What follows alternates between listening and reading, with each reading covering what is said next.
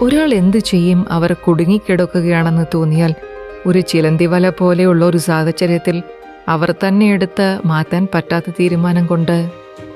നിങ്ങൾക്കറിയാമോ, നിങ്ങളൊരു വേഷം തിരഞ്ഞെടുത്ത് കഴിഞ്ഞെങ്കിൽ നിങ്ങൾ അതിൽ സന്തോഷിക്കണം. നിങ്ങൾ വിചാരിക്കുന്നുണ്ട് വേറൊരു കാര്യം ചെയ്യുന്ന ഒരാൾ ശരിക്കും സന്തോഷിക്കുന്നുണ്ടെന്ന്? ഇല്ല. ജീവിതത്തിൽ വളരെ വിജയിച്ച പലരും ഇപ്പോഴും സുരക്ഷിതത്വം അനുഭവിക്കുന്നില്ല. അവർ അവരുടെ ജീവിതത്തിൽ അസന്തുഷ്ടരാണ്. ലതാ മങ്കേഷ്കർ നമുക്കെല്ലാവർക്കും അറിയാം എന്താണ് അവരുടെ അവസാനത്തെ അഭിമുഖത്തിൽ എന്താണ് അവർ പറഞ്ഞത്. ഒരാളും ഒരു ലതയാകരുതെന്ന് ഞാൻ ആഗ്രഹിക്കുന്നു.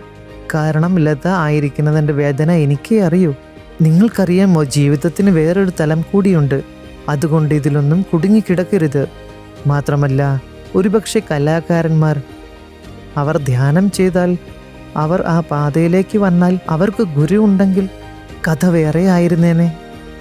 മനസ്സിലായോ? അതുകൊണ്ട് സന്തോഷമായിരിക്കുക എന്ന കാര്യം നിർബന്ധമായും നിങ്ങൾ ശ്രദ്ധിക്കണം. അത് നിങ്ങളുടെ കൂടെയുണ്ട്. നിങ്ങൾ തീരുമാനിക്കണം, എന്ത് സംഭവിച്ചാലും ഞാൻ സന്തോഷിക്കും.